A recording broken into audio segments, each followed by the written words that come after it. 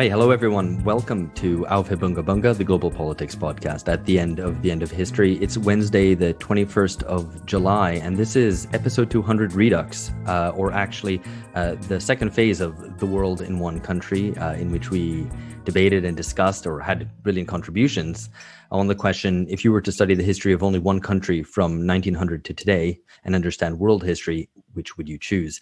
So today is myself, Alex, and Phil. George is away. He's not participating in this. And we're joined by our top three. David Adler representing India, David Broder representing Italy, and Dominik Leusder representing Germany. These are the top three. There was actually a top four. It was basically a draw for third place between India and Yugoslavia, and that was Lily Lynch, who's representing Yugoslavia, but unfortunately she's ill today and wasn't able to make it. So we'll try to make a couple of references to Yugoslavia here and there as we go along. But otherwise, it's just the top three. I hope you got a chance to vote. The voting, more or less, there was a kind of a clear top four in this: Germany, Italy, Yugoslavia, and India, with all the rest kind of in single digits. But Phil, these were all brilliant contributions, actually, and they all brought kind of something different. And from kind of smaller countries to larger ones, I was always kind of surprised to learn kind of new things going through these. Yeah, it was tremendous and far more kind of, I suppose, original than the kinds of arguments that were brought to the table than I was initially expecting, and also some really great ideas behind countries. I mean, the Lily's kind of use of Yugoslavia as a country that doesn't exist anymore, so a country that was broken, I suppose, by the 20th century, I thought was entirely appropriate, and provided a different kind of counterpoint to a country like Iraq, which has suffered, a similar fate in some respects, and yet has remained a kind of more or less, not at least nominally, a unitary state. I suppose one thing that did surprise me a bit about the vote was, the vote of our listeners was, I guess I expected more of the smaller countries to make it through to the final four. So we had other contributions such as Mexico, Turkey, or Taiwan, Iraq, and Greece. I guess I expected more kind of global south countries ending up in the top four. So with a partial exception, I suppose, of Yugoslavia and India, that wasn't the case. But there you go. I guess that's democracy for you. Bloody democracy. Revolting against us. Yeah, exactly. Yeah. I was tempted that Italy is a partial exception as well.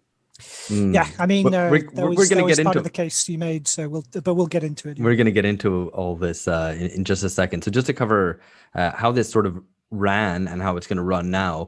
One way that I think someone said, it might have been George, I can't recall now, but another way to kind of frame this question is, if all the history books in the world burnt except those of a specific country, which would you save from the flames? Which I thought was a nice way to put it as well.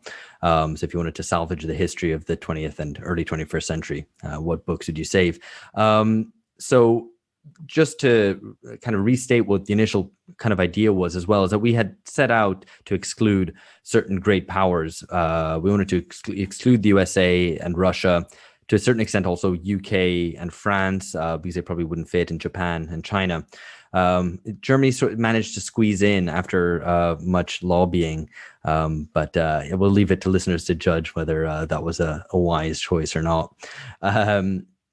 I kind of had hoped personally that in the top countries we would end up with a quite small country, just because it'd be a bit cuter intellectually, not like small countries are cute or anything. I'm not patronizing them in that way, but we didn't. They're all quite significant, either big powers or quite literally very large countries.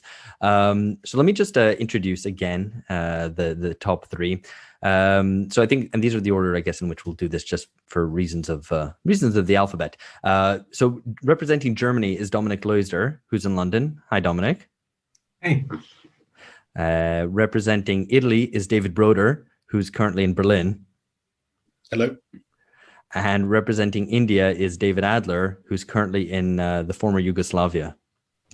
Yes, so I'm trying to do my best to represent physically the other third place winner, the other half of the bronze medal, and spiritually, intellectually, doing my best to represent my own candidate of India. That's hugely magnanimous, but you shouldn't be awarded extra points for that.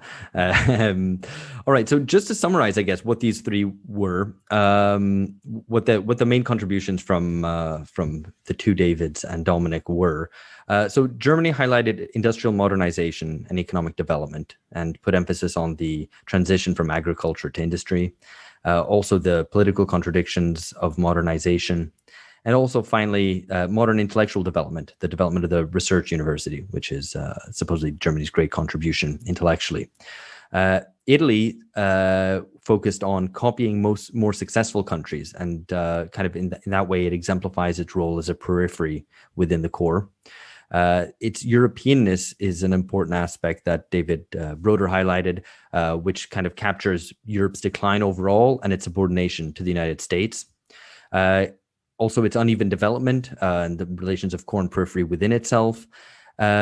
Its intellectual contribution is its own focus on modernization and the failures of modernization. And then finally, also fascism being a Cold War democracy. And then finally, an EU hollowed out democracy and populism. And then thirdly, India, David Adler's contribution highlighted independence and decolonization in the first place. The aspect of planning, building a new national capital, but also the failure of integration, the persistence of slums. Related to that, or really summarizing that, is uneven development again, the coexistence of billionaires and slum dwellers, of extreme inequality.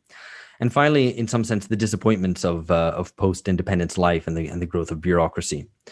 So those are those. I hope I did those justice. And if you didn't, well, you'll just have to live with that, and you'll have plenty of chance to speak anyway in the coming moments. So we're going to start off by we're going to put Germany up on the pedestal, and it'll be the turn of David Broder first, and then David Adler to address points to Dominik, critical points. So try to knock him down, I guess. So David, what was the problems with Germany? Well, I have to say I agreed with a lot of Dominik's framing of what the key trends of the 20th century were, in particular in terms of industrialization, going beyond what he called the kind of peasant state and finding a more modern political shell and so on. And also in terms of the the development of the social sciences and so on. I think the kind of key objection I would raise would rely on the periodization of what Dominik was talking about. Because while he said in the initial presentation that in terms of is Germany an example of a peasant country in 1900, basically? And I think not really. It's true, well, from what I'm perfectly willing to believe, at least what you said, that the numerical, the total number of peasants reached its peak in the 1930s. But by 1900, Germany was already the most industrialized country in Europe. Most of the population lived in cities. I think even we could question kind of what kind of peasantry existed by 1900, also in terms of things like its political integration and education. For instance, if we think of things like literacy, the very large majority of all Germans, including peasants, were literate before 1900. I don't know particularly much about the structure of the peasantry, but if comparing to my own example, if you think of the Italian peasantry in 1900, particularly in the south, would be majority illiterate, very high levels of sharecroppers, child labor, this kind of thing. I think this is important not just because German peasants are wealthier, so therefore unrepresented, but rather the processes by which, in the title of Eugène Weber's book about France, peasants into citizens, that's a fundamental structure, in fact, of the 20th century worldwide.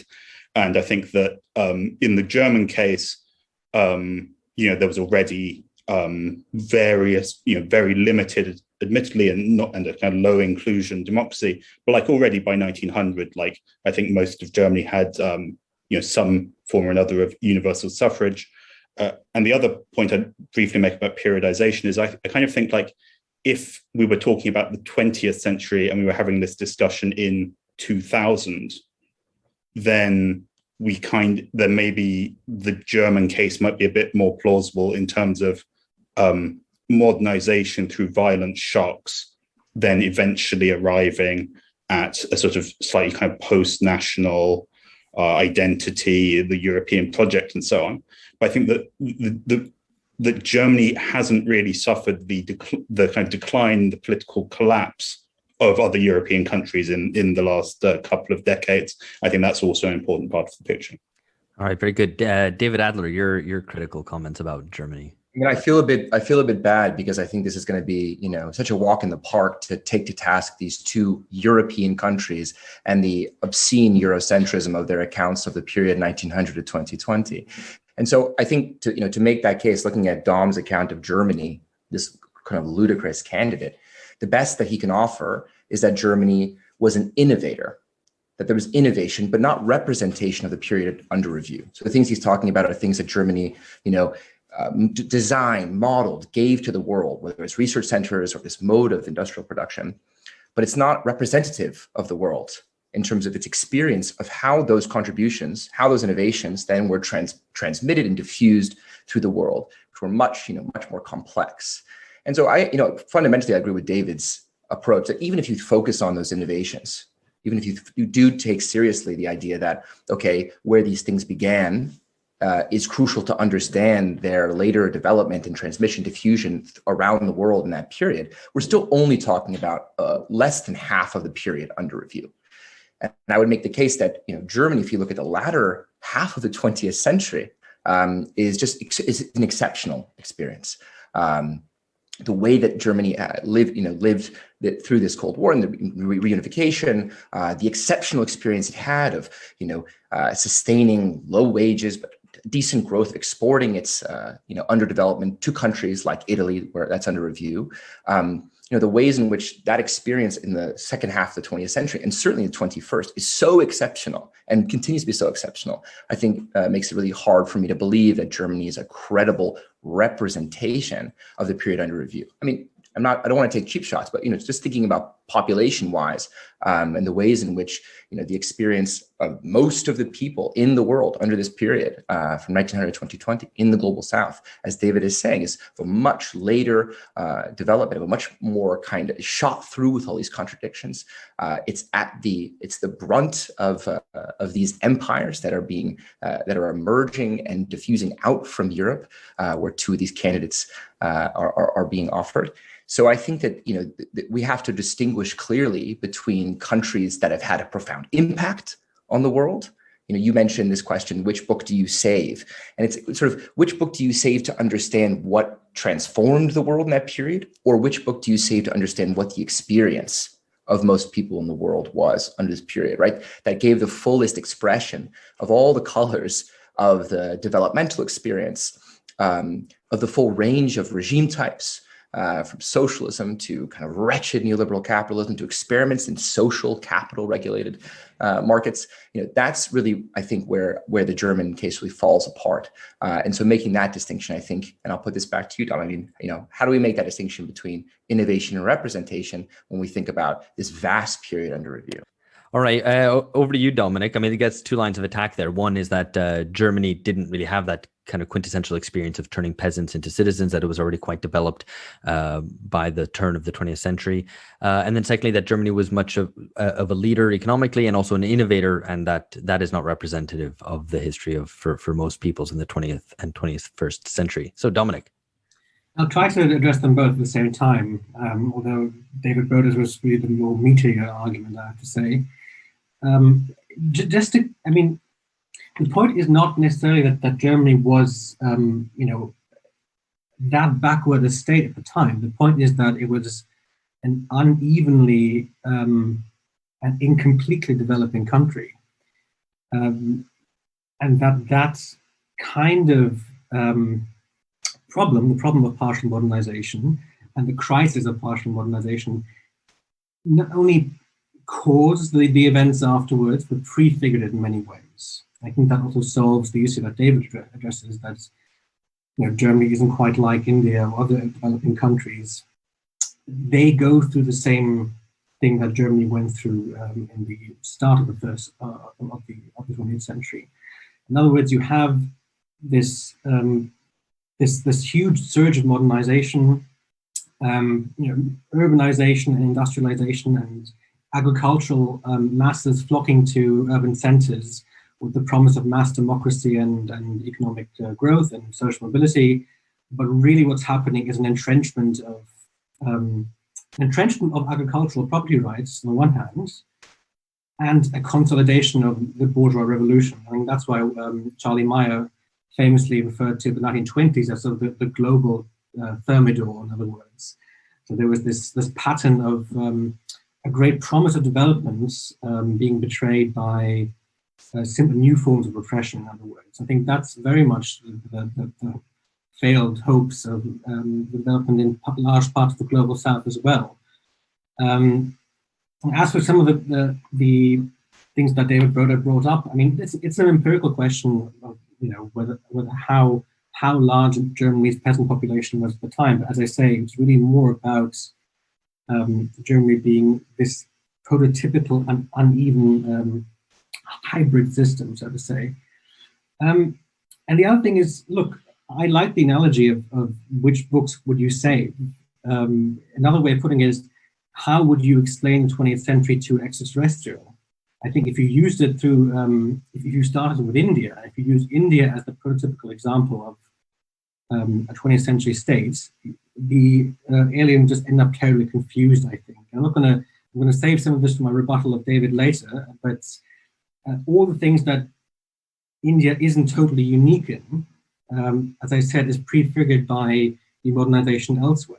It's not an issue of what Germany gave the world, so how Germany transmitted its thoughts and institutions elsewhere. I mentioned that in my case because it's quite relevant as a sort of secondary argument. It's really about how was this the first case of a beginning of a pattern that emerged throughout the entire century. And one last point is that I think approaching one very inelegant way of approaching the question is simply to list a few things, a few isms, and then sort of check them off the list. That's perhaps less elegant than saying which country was at the forefront of these developments in the 20th century and which country gives a sort of a vista onto these events that would make sense to an alien, for instance. But even if I were going by that strategy, then all the things that David mentioned about India, for instance, socialism, nationalism, fascism, of course, you could take them off in Germany's case too, and in some cases in their nastiest form and in their original form. So I'll just stop there for now, but... All right, very good. So we're going to park that, and I guess, listener, you can keep those in mind, and we're going to return to those themes and maybe other glaring lacuna in the arguments made. And we're going to turn to Italy. So Italy's up on the pedestal, and it's a turn, firstly, of David Adler to knock over Italy, and then Dominik Leusder. David. So I think basically two main trends define this period. And I want us to not forget that when we're not just talking about the 20th century, we're talking about 1900 to 2020. And I think that that's really crucial. So as far as I understand, or as I would propose it to listeners of the podcast, two main trends, I think, suggest themselves. One is, the Marxist dictum that the developed world gives an image of itself to the developing world, right? And in that case, I think the Italian narrative, the history that David Broder spins for us, I think is really compelling in understanding the ways in which Italy's chasing, always looking there, of course, with this other more subaltern intellectual tradition, but where the dominant political economic story is that of emulation. But that misses the second half of the story. And certainly Dom's account of Germany gets nowhere close, which is that the second half of the story, I think you can make a compelling case that now we're in a world where the developing countries give an image of themselves to the developed ones. That it's in the developing world, the global south, where climate change is most viciously felt, where these new questions of the relationship between, let's say, authoritarian capitalism and ethnic divisions are most visible. That whole trend of the earth and the sort of political economy of the world, and I'm here with this great scholar of the Brazilianization of the world, that's what we're talking about here. thinking about the ways in which that Marxist dictum has been turned on its head. And that's where the Italian case really begins to fall apart. If we're talking about the 20th century, I think it's a very compelling story that David Broder tells us. But if we want to think about the mutations of neoliberalism in the late 20th century into the 21st, if we want to talk about the explosion of inequality, not regulated or kind of terse, turgid inequality, but explosive inequality, it has to do with massive dispossession and accumulation by a new kind of feudal class. There we really have to look to countries that are further afield, beyond the borders of Europe, and certainly beyond the borders of the European Union, which I think is why it's so crucial to have that representation. So for that reason, I think, Germany, I discard almost out of hand, but Italy, I think it really gives us a powerful picture of the contradictions that are involved in development, its failure, the experience of the diffusion of a certain model of political economy into countries that are more, let's say, structurally peripheral or oppressed by their neighbors, but it doesn't get us all the way, because Italy will never tell us the story of a Brazil or an India, etc. All right, very good. Ass kissing will get you nowhere, but that's where we are. All right, Dominik Leusder, your comments, your critical comments about Italy. I think it's a fairly solid argument. It has a lot of merit, unlike the India argument, because it tries to flesh out what was distinctive about that particular country and its historical experience, and how that experience is shared by other parts of the world. And David Broder does emphasize this developmental issue and tries to frame it in terms of the core periphery relationship both within Italy and Italy's relationship with the core of Europe as a periphery country. I think that's there's something to that argument, that I would say that it's not unique in that sense. I mean, you find those relationships in many regions in the world. So where there's an internal socioeconomic divide that you could describe as a core and peripheral relationship, and that does say a lot about the country, but perhaps not much about how that country relates to the 20th century and to the big historical trends of that century. And then the second part about Italy's relationship to Europe as a periphery country, and as a periphery country within the industrial core of the world, is interesting again, but that I would say is Eurocentric. And I'm not someone who used the term very lightly, but that is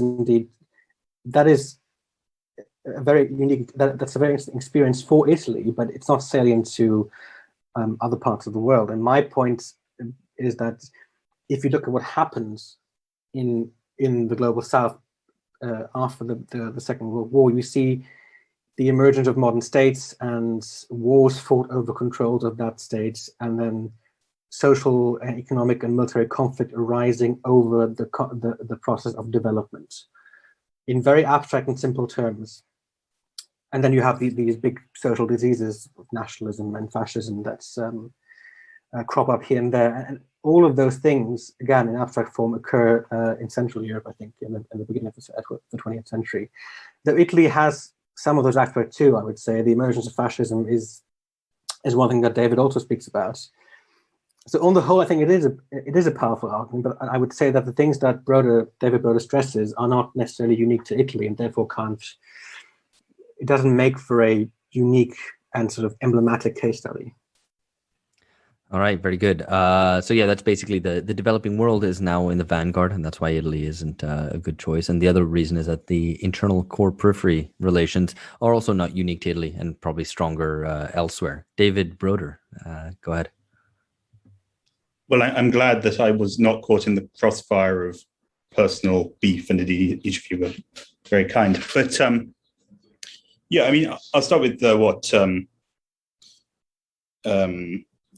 well, I'm going to start with the point about Eurocentrism, also in reaction to what David Adler said earlier in response to Dominik's, in the sense that I don't think that, I mean, what I said in my initial presentation was that Italy helped us understand the last 120 years as a history of European, end of European rise, loss of European hegemony, and loss of, and then European decline.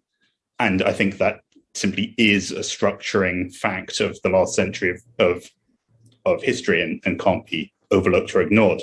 And I think we're on difficult terrain if it comes to the idea that the country's like the kind of popular experience needs to be representative purely in terms of kind of, you know, mass of suffering or something. I mean, on that grounds, also we'd have a big problem in terms of, like, you know, India's very peripheral participation in both world wars. So I mean, like, if we want to tell the history of the 20th century looking through one country, like, not just which country's own internal modernization is most representative of the whole, but which country's history is that through which we can read the last 120 years of history, then I think that's a big problem of David's, which we'll get on to a bit later. So yeah, so I think that the another problem with the Eurocentrism argument is that there is a you know, as David mentioned, part of my initial argument was that Italian history is particularly worth studying and interesting because of emulation and because of the intellectual discussion in Italy, right from sort of sociologists at the turn of the 20th century, if we think of people like Gaetano Mosca or Pareto, whoever. The idea of emulation as like as the structuring framework for like public debate and intellectual life means that Italy and Italians have produced a way of reading the world, of reading modernization in a way that is internationally influential, in a way which isn't true of, for example, India. So I think that while, and, you know, I mean, I think, like, of course, Italy is not unique. It's the unevenness of its development is certainly a lot more than other wealthy countries. But you know, I think it's not. I think it's not unique, but rather has, you know, it does exhibit the patterns which allow us to. So it exhibits patterns which are indeed generalizable. So although I think the popular experience isn't necessarily representative, I think it goes through the different political regimes. It has the chasing of modernity, the chasing of role in European hegemony, which then declines. So I think that's why it is indeed still useful. Excellent. It's heating up, actually quite literally, but also this is good. We're gonna put finally India on the pedestal. So David Adler is gonna be attacked from two sides. Firstly by Dominik Leusder, and then by David Adler. So Dominik, go ahead. Oh, where to begin? I think the most obvious flaw in this argument is that it doesn't really contain any premises. There's no inference. I mean, there's some description, but really what it consists in is simply stating that it's important to look beyond the industrial core of the world, the North Atlantic and the United States, and the United States and the EU in this case, or Germany and Italy for that matter, and that simply looking at them can't give you an entire experience of the 20th century, but simply stating that doesn't make it so. So there needs to be some sort of reason for that. And as I try to point out, and I think I'm quite grateful for David Broder expanding on that part of the argument, which is also part of his argument, namely that it's more about regime type generalizability than popular experience.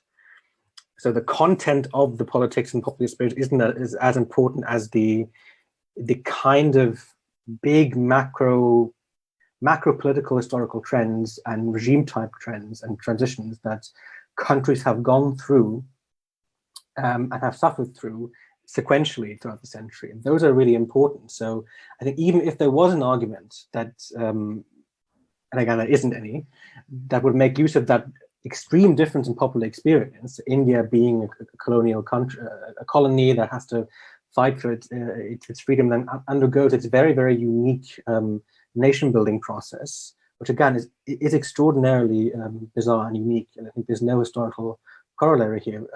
Even then, I think there would be a greater merit to the argument that regime types matter more in trying to tell the period from 1901 to 2000s.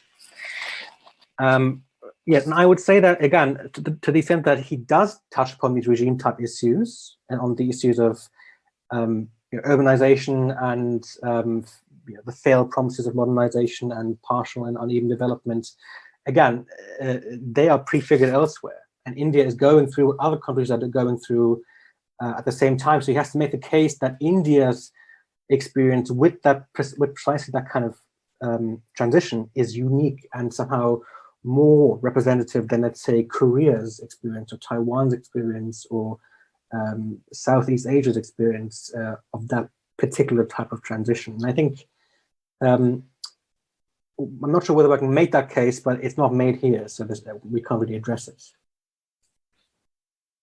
All right. David Broder, your turn to attack the Indian representative. Mm-hmm. I think that, well, part of the answer is part of the attack line, let's say, is what I laid out already, which is I don't think that the political forms of India or its political thought do sort of point the way of the future to wealthier or Western or previously hegemonic countries. I mean, I struggle to see the evidence of that. In particular, because if we ask, like, is today's India holding up a mirror to the future of the West? India is currently ruled by the largest mass political party in the world, which is mainly defined by religious chauvinism. So, I think, of course, like, we can talk about the forms of mass democracy in independent India and mass parties and so on. But I don't really feel that one could honestly say that they either reach the kind of some sort of high point or pinnacle in terms of elite formation, the forms of organization, the forms of communication, really anything like that. And then at the same time, if we see in the Western world the decline of mass parties and atomization and so on, then India doesn't show that at all. And I find it hard to see how the political situation of India, apart from a generically discussing the strength of far-right populism and so on, I don't really see what from current Indian experience is likely to point the way for the future for Western countries. All right, there's kind of different lines of attack there. David Adler, you can reply to those. Yeah, I think that we're really having a debate across very different premises. And I think that maybe I answered the question and took on this candidate for a totally different reason than someone like Dom or even David would have. My understanding was not regime change generalizability. And, nor was David's. David's point was that Italy passed through and took on and participated in some very key moments throughout this, that if we read the history of Italy in this period, we'll understand the things that, major countries passed through in a way. And what I'm trying to think about the most representative country, yes, in terms of the experience of the world, because I think that's how we have to read it, through the experience that the people had around the world. So to take even, starting there, the absence of the colonial story from Italy in this period, in Germany in this period, I think is a gaping hole in the stories that we're telling about this period, where for most of the world, the experience of being colonized, moving towards independence, and I would contest Dom's claim that the experience, even of the most kind of vicious forms of partition, the specificity that attended to the British departure, were that particular.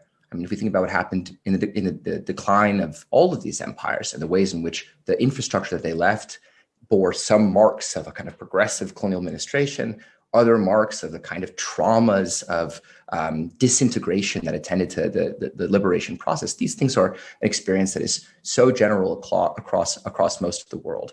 So I totally agree with Dom that I don't think India, if we look at, is it the vanguard in this way for most of that period, that it is representative. In fact, I think that it's precisely as India as the object, as on the brunt of other kind of either colonial, literally colonial forces, or neo-colonial, as in the case, the part of the story that I tell about India is this brutal shock therapy administered by the Bretton Woods institutions in the 1991, which is an experience that is hugely generalizable across most of the global South, and the ways in which that rapidly transformed the political economy of the country and led to the rapid rise of inequality across the country. A thing that I disagree with David. I think is being reflected back elsewhere in the world. So, I'm excited to hear from our hosts. I hope they do intervene, because I do think that this point about India and whether we do have, as I was making the point before, whether countries like India, Brazil are showing an image of ourselves to the world.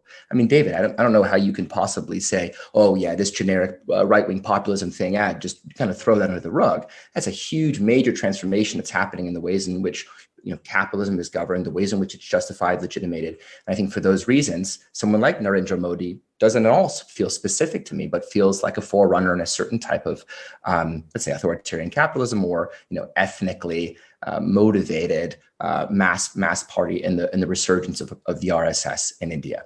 So whether we want to judge it by having participated in so many of these important moments, to answer the initial question we were put to, which history book would tell you the history of the world, I would say that India is a place where so many of these phenomena have collided, where empires have collided, even where it sits geographically. I mean, the two of you are stuck up out there in the North Atlantic. We think about where India is, the relationship it has to China, to the US, to Europe, to the old empires, to the new empires. If you want to track through the timeline from 1900 to 2020, you have a hugely expansive and a really rich, colorful view. But if you want to burrow down into the experience that people have, which is how I understood the question to be asked, right? If I'm thinking about a person living through this period, in which country would I get the best sense of the kind of contradictions and the crazy phenomena that swept through the world, I still think that the Indian case holds sway. But I totally agree with both of the critiques in that sense that David Broder and Dom have put forward, that I don't think whether it's regime change generalizability, or whether it's uniqueness, or whether it's purity of the experience, I don't think that's what it is. It's not purity. It's not the kind of paradigmatic place. It's the place that was on the other end of the diffusion of other paradigms of political economy, and therefore experienced the kind of mad translation and sort of failures and complication of receiving a lot of those paradigms and trying to implement them on a local level, resulting in the kind of fractured experience of urban life that I put forward on the initial podcast. All right, excellent. Those are all really good. There's so much to delve into, and there's some kind of obvious ways that we could divide these up, some sort of axes which actually split these countries up, whether it's a European or not, whether it was an imperial power or not, its experience of or to what extent experienced the First and the Second World War or not, whether it had a sort of hegemonic position globally or within its region or not. So there's many different ways to divide this. And also just that question about how representative, or what we mean by representative of world history, which I think is like one of the main bones of contention. Do you mean to represent the experience of the mass of humanity? Do you mean to represent the most important social forces, the most important political dynamics, etc.? Lots of different ways to divide this up and to kind of make your selection. But Phil, you've been listening along, and I guess to start this off, you're going to put some points to, well, you go ahead, actually. Yeah, some really fascinating arguments up and down, and particularly on this question, which I suppose it's helped to clarify the whole process of this exercise that we've tried to put together, which is the basis on which we're trying to undertake these kinds of claims. I suppose I wanted to put one thing to Dominik, which the two Davids didn't really push him on, which was this point about the university. So he he rested in the initial presentation of why Germany is the country. A lot of the argument rested on the claim of the modern research university, and particularly its diffusion from the Germany to the US. And the importance of that as the progenitor of modern social science, intellectual development, and so on. But I'd make a case, and I want to hear what Dominik has to say, that the modern research university should perhaps be added to the list of Germany's many crimes, insofar as what it's kind of wreaked upon the world. Bastions of conformity, bastions of privilege and prejudice, particularly in the case of the US and Germany, so bound up with intellectual elite culture, elite politics, and also geopolitical rivalry. And also, I mean, in the case of Germany, but other countries as well, the modern research university has been so bound up with projects of national and cultural chauvinism as well, reaching right down to the present. So I'm not sure that the making the case, because I understood Dominik when he made the case originally, it wasn't the influence of the modern research university, but its intellectual productiveness and its importance to developing kind of genuine insight into the world, which made the modern research university so important. But it seems to me maybe it's made things more opaque. And like I say, it should be added to the list of Germany's crimes rather than, the making the case for Germany. Yeah, Dominik, if you want to go ahead and respond directly. It's a great point, and I know it's not entirely facetious. I know the PhD system is a 19th century relic, and somehow the long arm of imperial Germany reaching into the future to torture billions of graduate students. I totally agree with that. I should say that my argument was a bit of a hat on a hat. So it was the story about what I think is the defining. I, as a materialist and sort of closet Marxist, I suppose, at least in my framework of the world, is the most important trend of the 20th century, which is the material and productive development of large parts of the world. So that the big break with the rest of history, which is people escaping the Malthusian trap, growing incomes and living standards, etc., and transitioning from agriculture to industrialism. And then as a separate issue, there's the influence of you could say human capital and the growth of knowledge and human capital and how they influence development directly and indirectly through technologies developed. And you can link that to high modern science, which reached its peak in in Imperial and Weimar Germany. It's sort of an afterthought, although I do think it's important. But as for your point about isn't the modern research university sort of a drag in the sense that it's subject to elite conformism and it's a hotbed of nationalist chauvinism. The modern university is these tendencies are a function of the system they're embedded in. So the university in Britain and in the United States is embedded in a very different, social political culture than, let's say, the university in Germany is. Social mobility is much less a function of having a university degree. In Germany, for instance, it's they're colleges that have vocational training systems and that don't rely too much on the churning out of graduates to maintain a certain type of production and to maintain a certain ideological superstructure, you could say. But even if it were that way across the board, you could still make the argument that makes Germany a great way to view the 20th century. And I mean, even in the sense that it prefigures and causes some of the worst aspects of our modern life. I think you can make that case. It's not, so my argument isn't somehow a love letter to Germany. It's just a statement of fact, I think, that most of our world, our material world, but also our intellectual world, is a product of German crisis and German failure in a way, which was almost preordained because Germany's position now and its failure and destruction are what then provided for its integration into a Europe in which it could then, peacefully fulfill these tendencies. All right, yeah, David Adler, really quickly, you want to reply to that, and then I'll come back to Phil. Very short. I don't know if your listeners can tell how much venom Dom, who's a dear friend of mine, has brought into this conversation, reserved just for me. But my point is to say we agree on this, Dom. Like, there's no way we agree that Germany, that if you want to read where these things came from, if we want to look at their origins of these transformative inventions, these innovations, and the way that they transform the world, then Germany is the world leader there.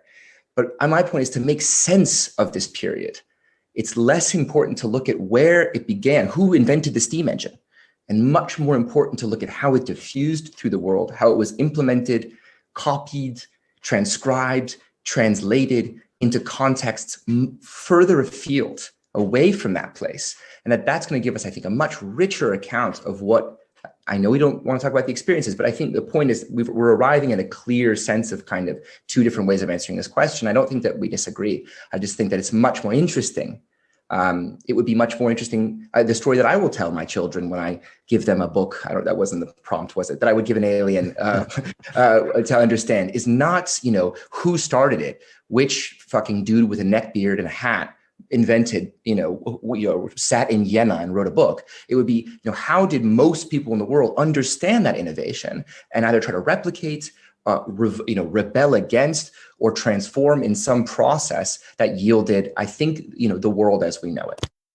Yeah, I don't know we're not sure what fictional universe we're in, whether it's Fahrenheit 451 and books are being burned or it's an alien film. But anyway, yeah, use whatever metaphor you prefer. Dominik, very quick reply, and then I'll come back to Phil.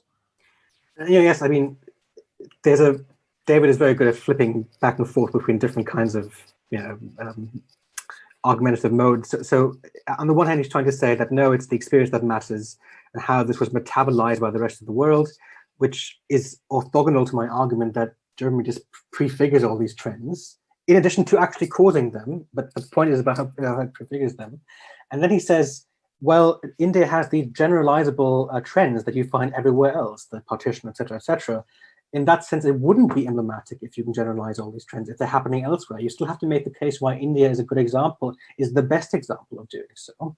And to the extent that you then point out the stuff that is unique about India, you can't generalize those things. So I think either of those modes is a dead end for that argument.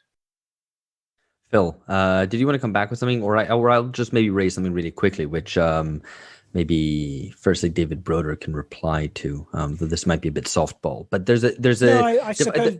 Let me just do this one really quickly. Is about territorial integrity and state continuity, because that isn't the case across the board, and many of our different contributions. I mean, to make a shout out to Yugoslavia, of course, has moments of kind of unification and, of course, famously breakup and balkanization. And whether you decide that's representative or not, I guess is up to you. But here we have kind of quite different examples of of Germany and India, and maybe Italy's a slightly different case. So maybe David, you want to talk about that, and then how relevant you think that is, and then the other two, I'll bring them in. Well, I mean, Italy has the advantage over both Germany and India of having been a single independent country throughout the period in question. I mean, I think Germany was 4 countries at a couple of points. But I think I'll go back to that. I mean, I think that when I say that, when I made my objection earlier to Dominik's saying, well, Germany may be a source of example and innovator and so on, but in the 19th century, not the 20th. I mean, part of the reason why that isn't just sort of pettifogging or whinging about the exact year we begin and stuff is because if indeed I could also go a few decades into the 19th century, and in a sense in the German case as well, then I could also bring up the problem of Italian national identity and unification and so on. But I think that the most important process isn't the mere fact of the formal independence or territorial unity of the country, but the actual conversion of the population under its rule into citizens, into population integrated into its bureaucratic life, into the education system, into democracy and so on. And in Italy, those are processes that take place starting in the 20th century, not in the 19th. In southern Italy, most children didn't go to primary school until the 1920s. There was a law in, I think, 1869, 1870 for compulsory primary education for 2 years. And I think by 1900, that had reached about 70%. So my argument really there is, I think that if we want the peasants into citizens framework, then that applies better to the Italian case. Look, in the 20th century.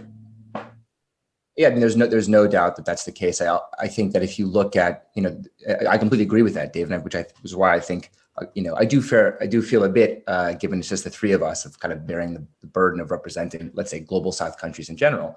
But I think if we want to take that developmental question seriously, Dom, for those of you who are not watching, is shaking his head already, then starting from a place of kind of more serious and extreme poverty and those problems of even more severe underdevelopment, thinking about the development trajectory of India, I think is really helpful and really interesting. And I want to really emphasize that the experience of Italy in the latter period under review, which both of my other contenders are hoping to sweep under the rug. They don't want to talk about the period 1990 to 2020. They don't want to talk about that period. Why? Because it's been dominated by basically a single trend. I mean, Italy is in a period of a 30-year-long stagnation, and it's impossible. That's a very specific experience of a country. And I think, of course, riven through with sort of generalized crisis, but I think it's impossible to talk about the history of the world in that period by speaking to Italy's 30-year stagnant living standards. And the same about Germany. I mean, the way in which Italy and Germany are locked in the horns of this Maastricht Treaty framework and the monetary union that is the euro, like it's both specific and boring to look, thinking about global history, to look at the last 30 years. And I know that's a kind of denouement for this argument, but I just think that if we think about not where we started, but where we've ended, where are we today? I think this would be a different argument if you'd asked really about the 20th century proper, but I put it to both my, I think we can make the conversation even more interesting if I put it to both of my contenders here, how they make sense of that question of either stagnation in Italy or sort of the last 30 years in general, and how it represents the world in some important way. Yeah, stagnation and relative decline, how important are they? David Broder, and then I'll come to Dominik Leusder. Yeah, I mean, this brings us back again to the question of emulation, because in Italy in 1900, anywhere in Europe in 1900, no one would have any doubt that Germany over the last decades of the 19th century, since it had provided a model of state building. And if we look at, throughout Italian 20th century history, whether it's the fascist regime or whether it's kind of post-war, mass consumerism, whether it's the European project, in each of those cases, you can say, well, the Italian basically public intellectual debate was centered on the idea of a model which Italy will sort of yearn towards or try and move towards and fails. And then I think that the problem with this idea that that's been reversed, that now countries like Brazil, I mean, I think Brazil would be a better case than India in the sense that its like political culture is much closer to European examples and so on. But unfortunately, Alex couldn't grace us with his participation. But I actually think Brazil's not a good. Would be actually a terrible. It would be a terrible case. Actually. Well, I didn't do it. Actually, yeah. So I mean, so I think the problem with when I talked about Modi not holding up a mirror of the future is because, of course, Modi's India is an important example of right-wing populism and rising nationalism and national capitalism and these kind of things. But the political forms of India are extremely unlikely to spread to currently wealthier, more advanced, whatever you want to call it, countries, in the sense that the BJP is a party of, 150, 200 million members, governed by a more or less explicit religiously motivated ethnic chauvinism. And I think that isn't the model that that countries like Italy are going to go down. Of course, we can debate to what extent that will be drawn from its own history through parties that of fascist roots, but which are no longer explicitly fascist and so on. But also, I mean, the other part of that is that what we've seen in the end of the 20th century is the decline of European preeminence. Of course, it's long predated by the rise of the US and so on, but that includes the hollowing out of national sovereignty. And I think that, I think it would be very difficult to paint a picture of the decline of the nation state looking at India. Okay, I mean, maybe there's some counter tendencies during the crisis, its tensions with China and so on, but I'm just not very convinced that is a trend which is broadly applicable around the world. I wanted to put Dominik's point to David Adler about India. So I think, you made like a spirited case, David, and you've taken on the mantle of representing the global South in the competition. But Dominik has, kind of raised the point that when you make the case for India, you do it by dissolving India's specificity away into the kind of the morass of, the experience of the global South over the last 120 years, rather than actually making the case for India as some kind of prism for refracting a wider experience. And so I wondered if you could address that point specifically. But also, there's one thing you haven't mentioned and wasn't picked up in the back and forth, which is India's experience as a democracy, because that's the thing that makes India very famously stand out to so many other post-colonial states, the fact that it survived as a democracy rather than sliding into military dictatorship as so many other post-colonial regimes did. And to that extent, it isn't, in fact, representative of the experience of so much of the global South, which is what you've rested your case on. I'm not sure I agree with that, Philip, because I think that so first of all, I think that your question combines well with David Broder's. Dom's already raised his hand to tell me to screw myself. David Broder's point about Europe's relative decline. I take that well, right? But what's the flip side of that? The flip side of that are countries in the developing South, galloping forward and finding their own confidence. Being part of, for example, BRICS. What does BRICS represent? Represents this new kind of global South emergent coalition that's willing to challenge exactly those, NATO powers, let's say, right? So I think that, in that sense, David Broder and I agree that it's important to look at these important trends, but I'm just looking at it, I think, from the other side in certain ways. And so, Phil, I think, or to Dom's point about what is kind of the structuring logic of my case for India, I really think it's about just the way in which it tells so many of these stories. I challenge the idea that looking at Indian democracy, of course, it's exceptional in its size and its diversity, but it tells a whole story about the disenchantment with democracy. It does actually tell the story of the evisceration and the hollowing out of the state, David Broder. I do think that India does tell that story as well. So I think my point is to say that India is telling more stories than the other contenders here. They're not, it's not about the contribution this country is making necessarily. I take David Broder's point that, perhaps Modi isn't, Modi is not coming to Italy, although that would be an interesting discussion that we could have. I think there are more commonalities between a guy like Modi and other right authoritarian characters like a Bolsonaro or even like a Trump, and the ways in which they marshal ethnic and religious chauvinism in service of their nationalistic pride. I think that is a representative dynamic. But mostly, Phil, to respond to your question, I'm just talking about the ways in which India tells more stories that occurred over this period. It's not just a story of fascism or industrialization, modernization. If we're trying to distill 1900 to 2020 to three things, as Dom has tried to convince us, there are only three things that compose this 120-year period, fine. Germany can win. What I'm trying to convince you is that if we want to look at the whole beautiful rainbow of phenomena and political economic transformations that took place in this, that both include all the ones that David Broder is describing for Italy and so many more, of being a colony, of national liberation, of ethnic division, of trying to live in a democracy and being disenchanted with that democracy, about structural adjustment, inequality. Right. That doesn't sound like doesn't sound like a beautiful rainbow, David, at all. It also sounds suspiciously postmodern, these multiple narratives. I'm not sure about that. Dominik Leusder, quickly respond to that. Well, Alex, I have to just remind the audience that David and I are friends, and I do feel blessed to be his friends. But we're just competitive in that way.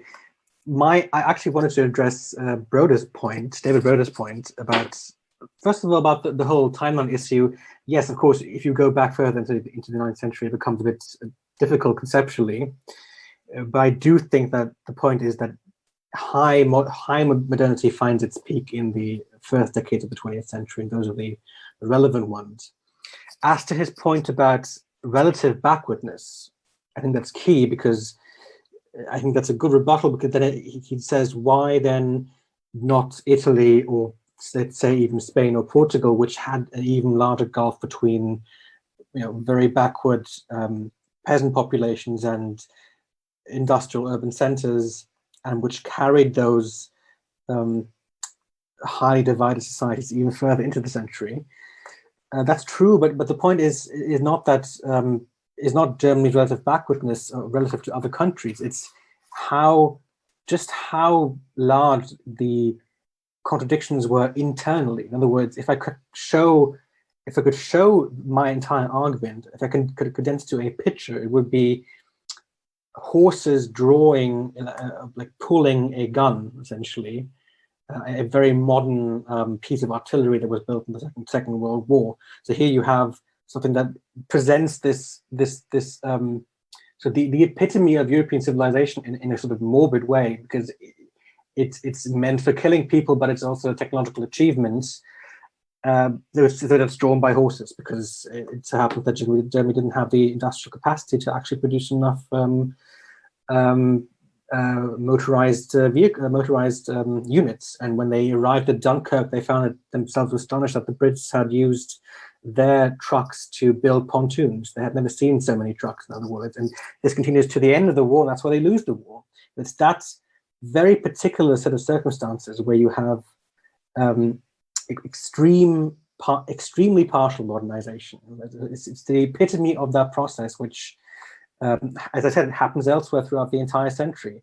My point is not that Germany is somehow uniquely representative of the European experience, and that the European experience is therefore more important because it spreads to the rest of the world. It's just that Germany is sort of the represents both the eclipse of European modernity and a confirmation of the basic model of modern growth. And that latter part is precisely the model that the global South struggles with in the latter part of the century. That's really what my point is about. So actually, this has turned out really interesting, because a lot of the discussion has been throughout this, and also your initial contributions about modernization, about the agrarian transition, about uneven and combined development up till today. And actually interesting, one of the other contributions about Taiwan by Nick Johnson quoted Eric Hobsbawm saying that actually, in retrospect, the key thing about the 20th century will be that, and not the conflict between communism and capitalism, which will appear more as a bit of a footnote in the history. So it's quite interesting that we haven't actually touched very much on that at all. And we haven't even touched very much on the First and Second World Wars of the age of catastrophe, to use Hobsbawm's term as well. Are we all being maybe a little bit too clever, and we're missing kind of some of the obvious points? I'm going to come to David Broder. Go ahead, Phil. Well, I was actually to put a point to David about this, because David Broder, that is, when he said about India not really having the experience of the Second World War, because I thought that was unfair, given the how important the Indian Army was to the British imperial project in the Second World War, and so many Indian soldiers kind of fighting in Europe, in Burma, against the Japanese. The importance of kind of that story for Indian independence, and also the Bengal Famine as well, which was you can't kind of separate, which in 1944, which you can't separate from the experience of the war itself. So all of those things seem to me to I guess to reinforce the case made for India, given the fact, India was never occupied, but it's certainly the kind of the martial history of India it plays a really important part in the Second World War, and therefore strengthens the case for India in terms of its experience and the role that it played in the 20th century as part of the British imperial war effort. Makes the case for India, surely, rather than for either Italy or Germany.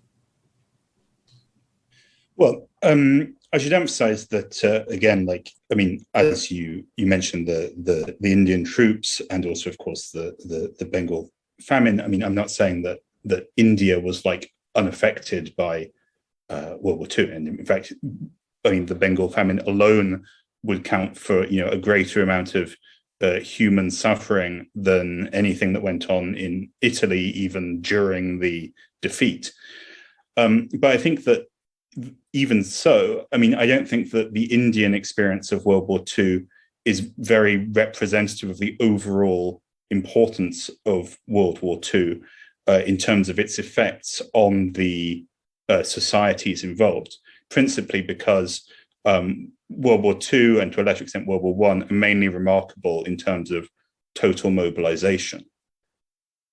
and a kind of and in a sense a kind of democratic integration.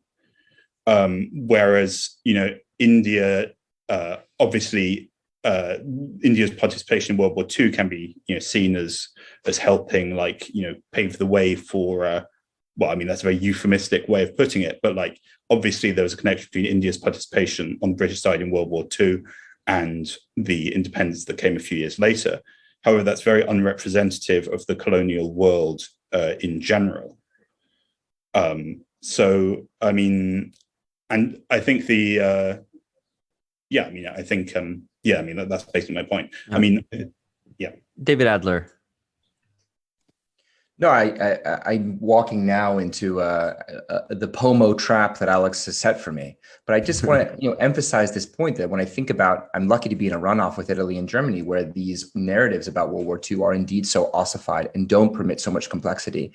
I think that emphasize Phil's point about the ways in which you could be on the kind of winning side of that war, but the losing side of the colonial bargain that was being made there. I mean, I think that you look. This is my point about uniqueness and representation. It's about are we picking countries? It's about satisfying a kind of sufficiency criterion, right? In trying to make sense of kind of so much complexity in this period. Are we telling a story that permits us, or are we picking a country that permits us to tell the multiple stories that are overlapping and often contradictory that I think define this period?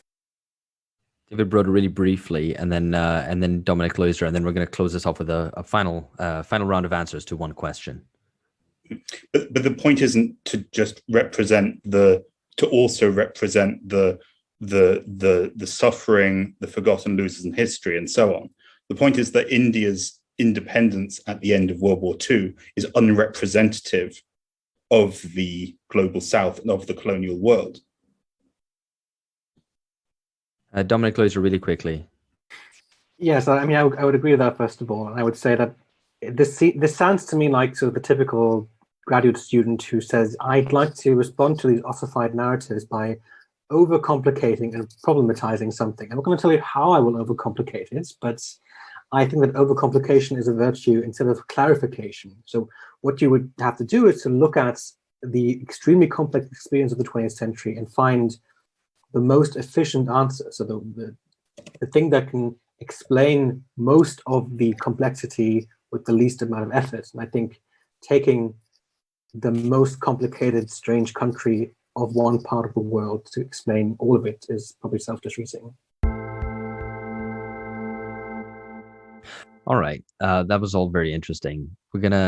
Each of you is going to have 1 minute to sum up, but actually do it in response to a question I'm going to put, which has already been kind of thrown about here and there. Obviously, when we put this to all these contributors, the question obviously asked you to sum up and synthesize or try to find a country that was representative of periods which are radically different, right? The period before the First World War, the end of the liberal order, in many cases, agrarian societies, all the way to the end of history and maybe even the end of history. So lots of tie in there. And I thought a lot of it would end up being about kind of picking which theme is more important.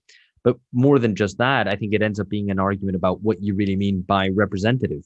What does to be representative of a whole period or several periods of history actually mean? What does it mean to try to capture that?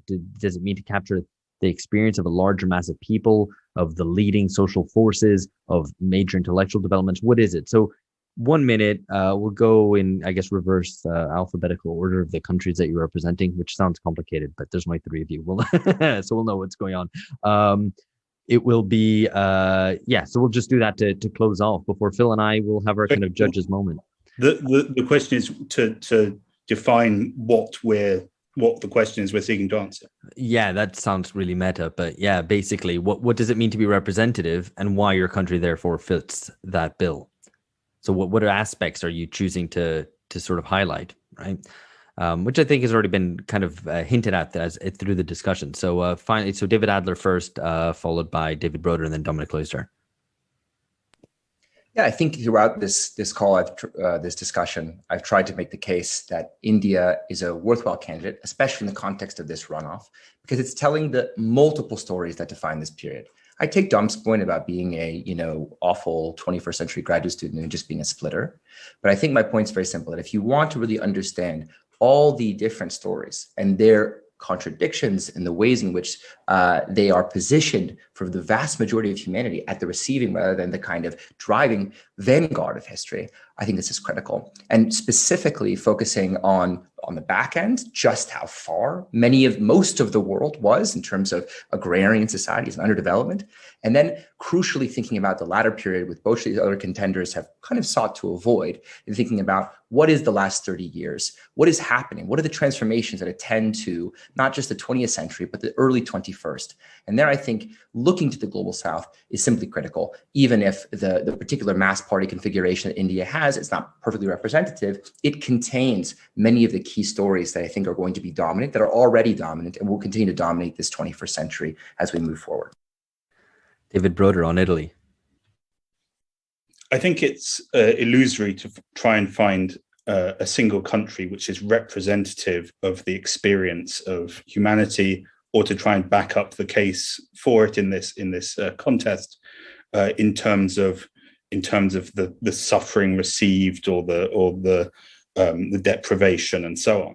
My point, critical of Dominik's, is not that, well, Germany sort of didn't start poor enough or with enough illiterate people to count. It's that you need, that it is not kind of, not enough suffering and backwardness.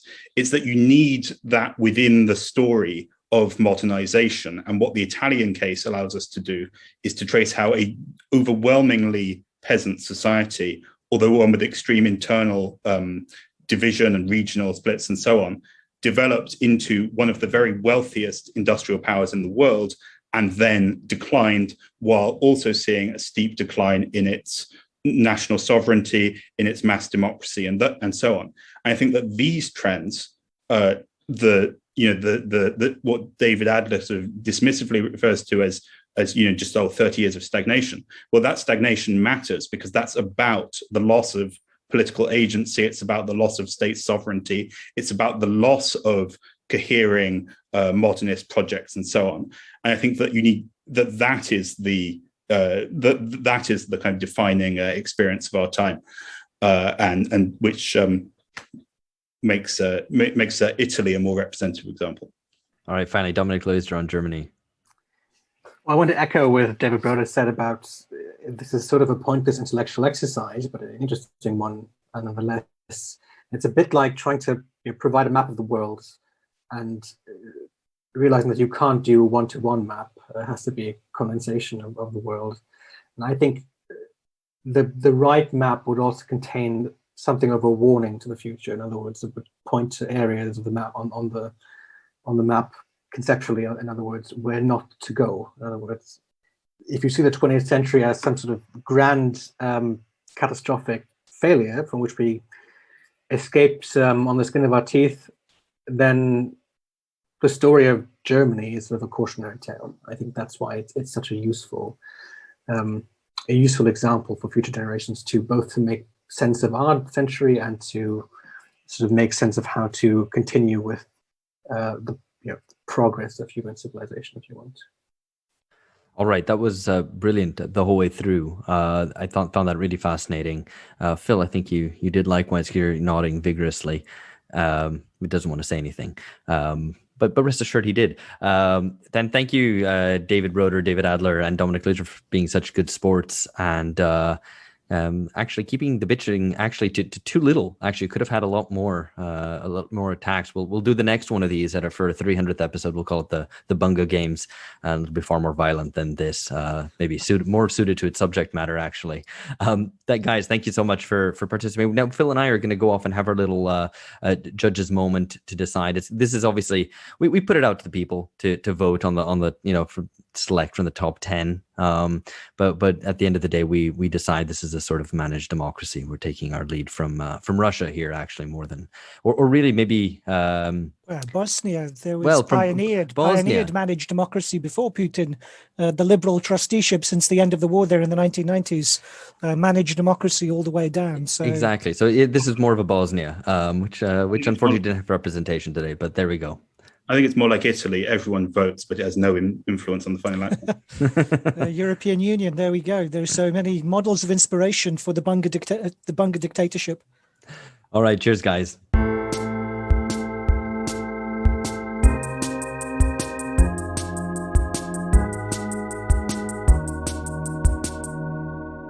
All right, so thanks again to those three guys, and thanks to all 10 contributors.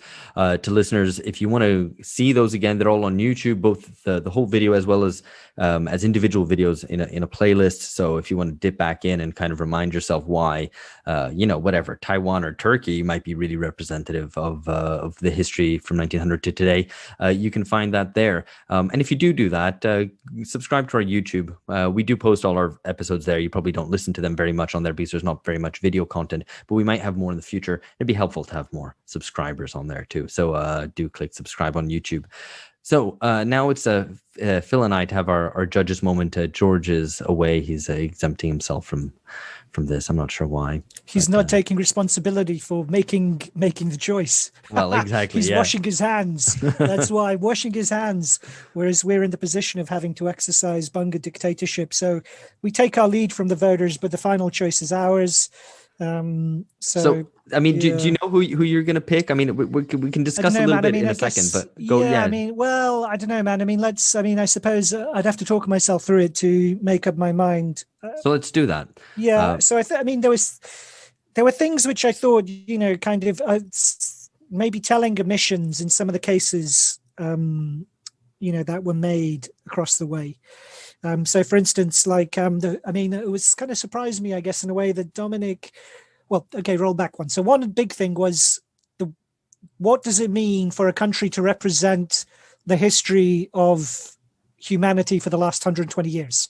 And, that was a kind of a big ask. And I guess, looking back on it off the back of that debate, perhaps we could have been more kind of sharp in what we put to the contributors, because what came up in this end of this process was, is it supposed to capture, the bulk of humanity's experience, or is it supposed to capture kind of some, like India, being simply by weight of population, like the average human in the world, the average human in the world, or is it supposed to distill something about large scale processes that shape human social historical experience in some way that perhaps is a bit less immediate? And then that gets to the question of, do you want to, is it where it happens, or is it where it originates, which is some of the back and forth between our three finalists, as it were. And in fact, the question of the average human, I mean, especially for the first half of the 20th century, you'd probably say that it was somehow, not going to say it was a non-historical experience, but you're not right at the center of things, right? Because you're probably still a peasant somewhere in India or China. And to what extent are you swept up in the forces of history at that moment? Yeah, indeed. I mean, the first half of the 20th century, the Western world, the industrialized world, is also far more weighty in population terms by comparison to the developed world. It's kind of later in the 20th century that it catches up. So, I mean, I guess that kind of demographic shift is also part of the story that we didn't really touch upon. So, I mean, I think so. I guess just one point about that also is that if you think about it, this is the midpoint in the period that we've selected is 1960, and not in the way that we'd probably tacitly assume 1945 is the midpoint between the short 20th century. That's right. We were thinking in those terms, but you're right. And it does kind of give a different perspective on all of that. Is 1960 is the cutoff point. And again, the point that I raised, but I think that everybody took up already without me having kind of prompted people to do it, both here and in the initial pitches, I guess, was that it ended up being very little about communism versus capitalism, and actually relatively little also about the First and Second World Wars, which maybe in retrospect, maybe we can discuss this actually, because there's an argument for, as Hobsbawm argued, that capitalism versus communism, especially in its form that it took in the Cold War, maybe will in retrospect be somehow de-emphasized.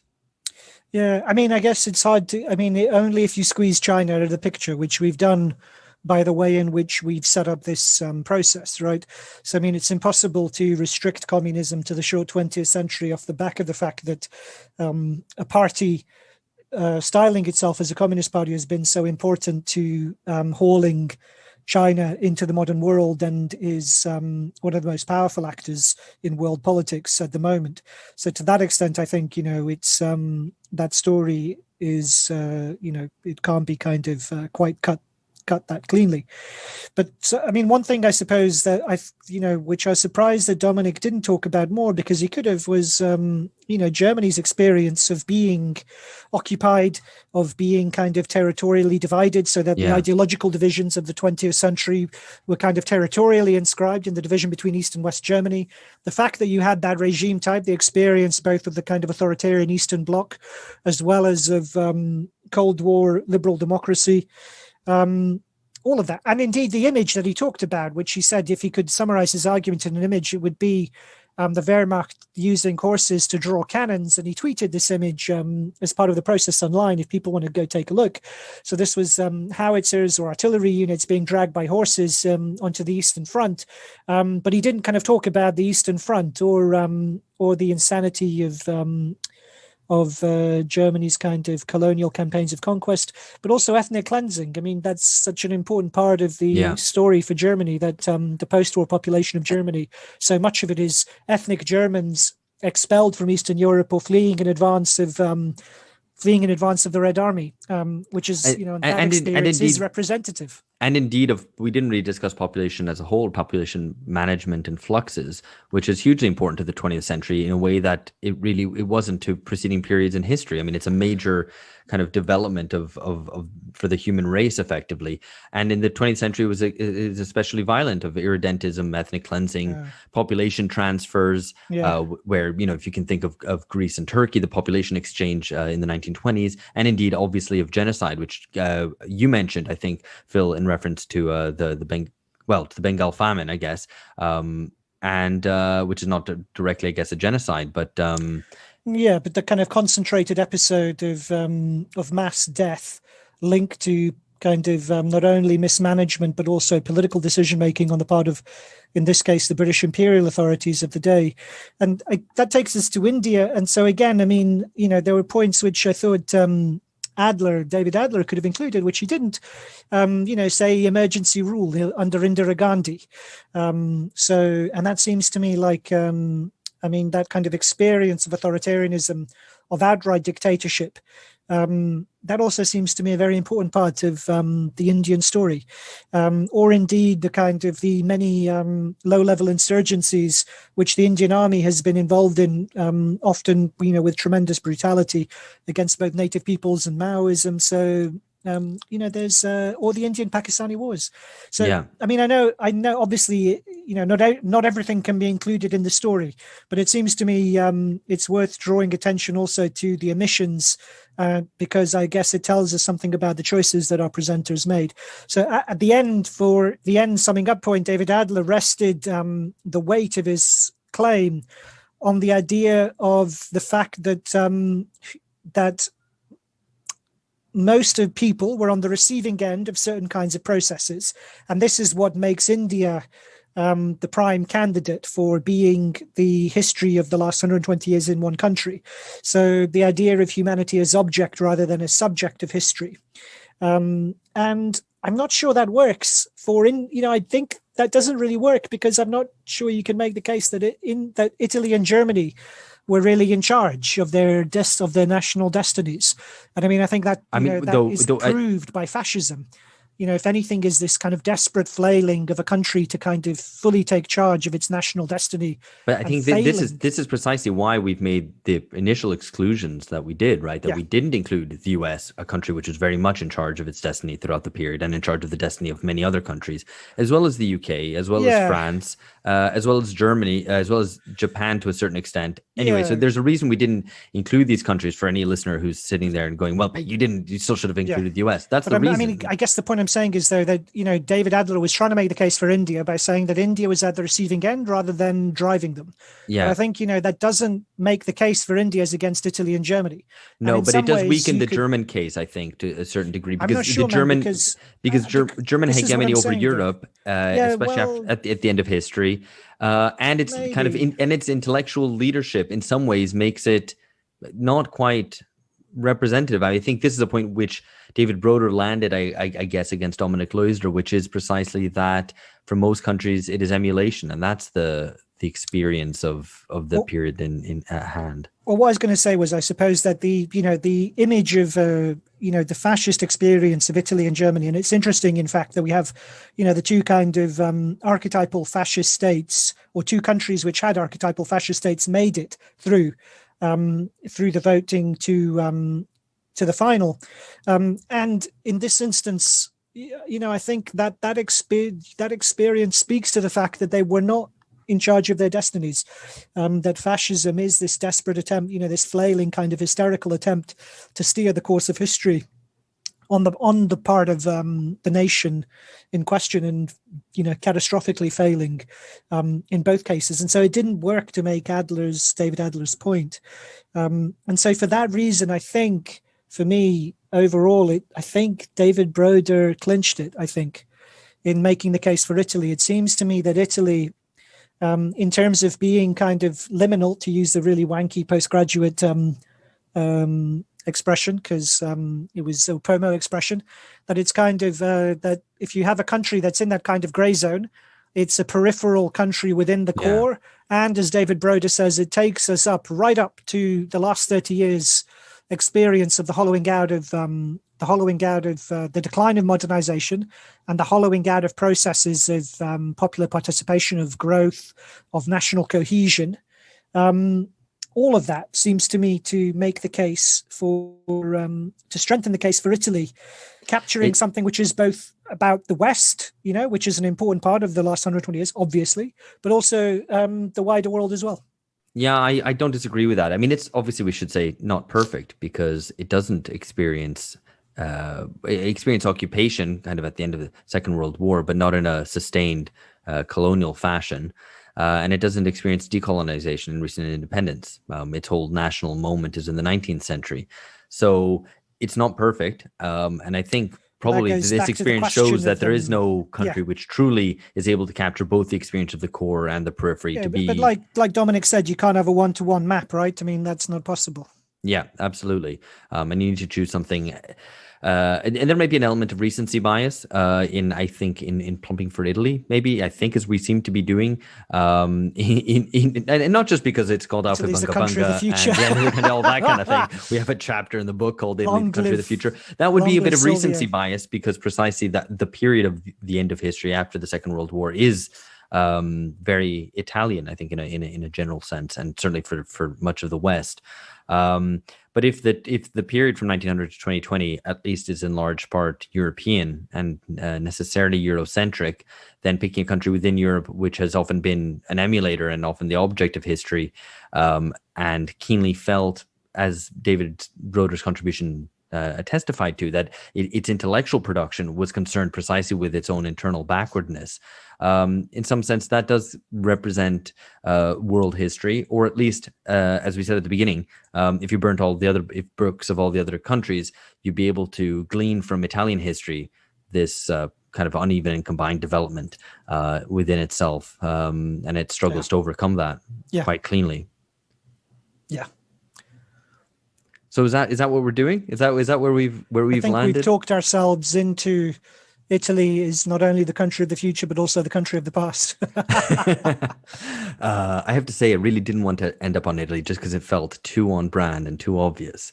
And in fact, if the voters hadn't put Italy forward, and this had been a competition between Turkey, Indonesia and Yugoslavia, it would have been a whole different discussion. Yeah, that's what they've been doing in Italy for the last 30 years, Alex. Exactly.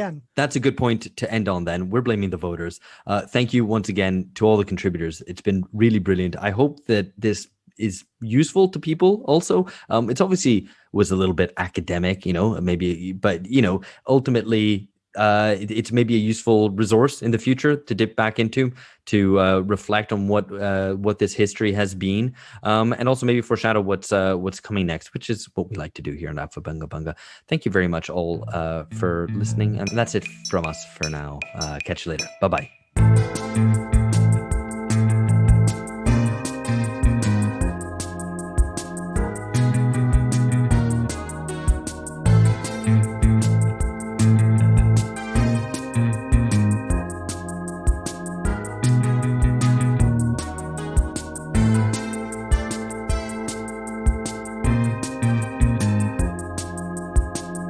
Bye.